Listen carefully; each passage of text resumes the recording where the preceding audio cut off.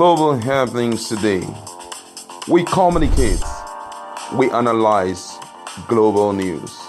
Stay tuned. Hello guys, welcome back to our channel. We're so excited to have you again.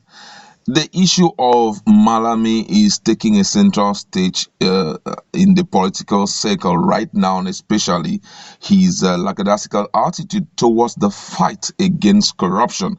And most people have spoken about it, but right now, Professor Sagay, who is the chairman of the Presidential Advisory Council or Committee on Corruption, had decided also to speak up, and according to him, he said that Malami is not a reliable partner in the anti-graft war. And this is really, really amazing. Now, commenting on the allegation that Malami was sitting on 600 files, criminal files, Sagay said he was not surprised, alleging that the AGF was not playing his part in the anti-graft war. He stated that the AGF was at best lukewarm to the anti-corruption campaign, if not hostile to it. Sagay, who shared his working experience with the AGF, also said Malami had discontinued cases being prosecuted by the EFCC without any rational explanation. According to him, the Ministry of Justice under Malami had also withheld important documents and refused to cooperate with the anti-graft agencies it was supposed to coordinate. Sagay said, and I quote his word, he said, "My own experience with Malami is that he is very lukewarm in the anti-corruption war. He doesn't play his own part. As AGF, he is supposed to coordinate common platform involving the fight, common platform where PACAC, ICPC, and EFCC operate. He has not been forthcoming at all. There have been occasions where the ministry had withheld information, withheld documents, and generally refused to cooperate with the other agencies and various bodies charged with the responsibility of campaign. Yes, he is lukewarm, no question about that. So I am not surprised that he is sitting on files because I have seen him before. He has entered nolle prosequi for cases being prosecuted by EFCC without any rational explanation. I don't think Malami can be regarded as a reliable partner in the fight against corruption. He is at the very best lukewarm, if not hostile to it. Asked why his committee did not complain to the president about the AGF, the PACAC chairman explained that they did not want to rush things, adding that the anti-graft agencies were still making progress despite Malami's attitude. He added, in spite of that attitude, there is a lot of progress being made. The anti-corruption agency went on regardless. That is where the whole idea of the insubordination allegation against Magu came in. But now, with the way things are, it is obvious that the time has come to reappraise the whole thing and to bring his rule to that critical assessment that we are talking about. Now, this is really, really interesting. And that's why it's very important that we don't jump to conclusion. When the issue of the Ibrahim Magu came up, most people were really doubting that he was accused of a lot of things he did. Don't forget that Malami was the one fronting everything, and he talked about the case of insubordination on the part of the EFCC guys, and people were like wondering, why are you saying he's insubordinate?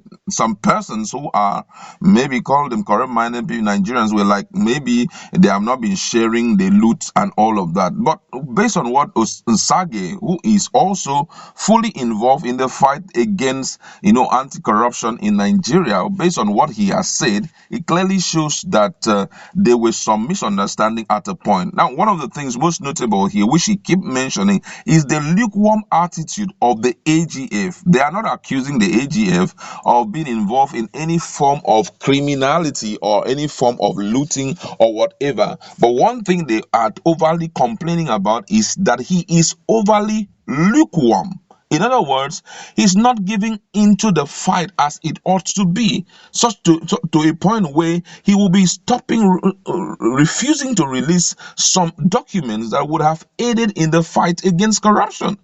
And I believe at this point that with what Sagay has said, the president may likely jump into war. Because, when this issue of EFCC boss Ibrahim Mago came up, there were a lot of things. People said so much that he does this. But the guy said, hey, I don't know what they're talking about. And guess what? This whole thing was started by Malami himself. He was the one that came up with, the allegation against this guy. And with what we are saying, I can assure you that a lot of people are not surprised. But however, the media aide of Malami spoke out also. And according to him, he said that all the successes recorded in that direction, that's in the fight against corruption, were fronted by the AGF himself. He said that the current proof of the suspended acting chairman of the EFCC, Ibrahim Mago, is a practical demonstration of the commitment of the Attorney General of the Federation to the anti-graft war. He spurred the fight against corruption in all its ramifications.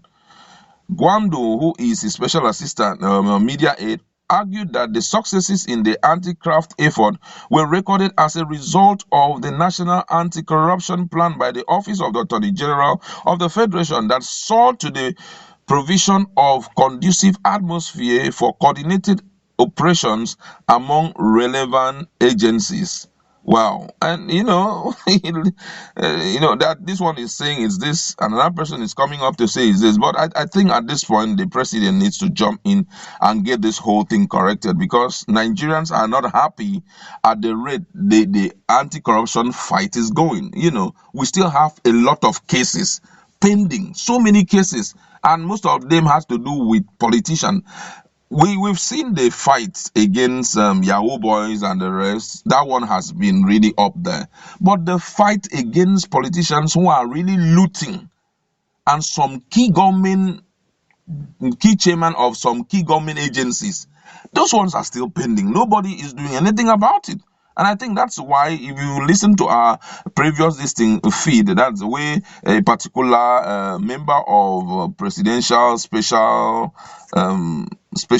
committee, that's the special prosecutor of the Special Presidential Investigation Panel for Recovery of Public Property, one of Tosin Ajaudu, what he said, it clearly shows that things are not running the way it should be. And that's why he is complaining and asking that the government should wake up to its responsibility. They should give him a chance for him to prove himself. And Sagay has confirmed it. I feel that at this point, this guy should be put on target. I'm telling you, this, what's the name? Attorney General of the Federation. He shouldn't be allowed to be overly comfortable. If these things that are saying about him is actually true, though he had gone an extra mile to debunk severally and even call for retraction and all of that. But however, as much as this has been said, if these things are true, I think the president needs to step in here. And also, not just the president stepping in, Sagay, who is the chairman of the Presidential Committee on that's chairman of Presidential Advisory Committee Council on Anti-Corruption, he should step out to talk to the president about this and let him understand that this person is slow pacing our effort towards correcting corruption in the system. And then see how he can prompt the president to at least probe him. If not to probe him, they should also give him a target, even if it is monthly target, which he will render during the Federal Executive Council meeting, where he will tell Nigerians or tell the Federal Executive Council the level of fight he has put forward against these corrupt people, who are there frustrating the efforts of this government. You can imagine, for example, we heard fairly recently about the case of this NDDC. Just imagine what is happening there. How can you tell Nigerians that in a period of just 7 months, where the interim management committee came on board, as much as 81 billion naira was expended on what? Do you understand?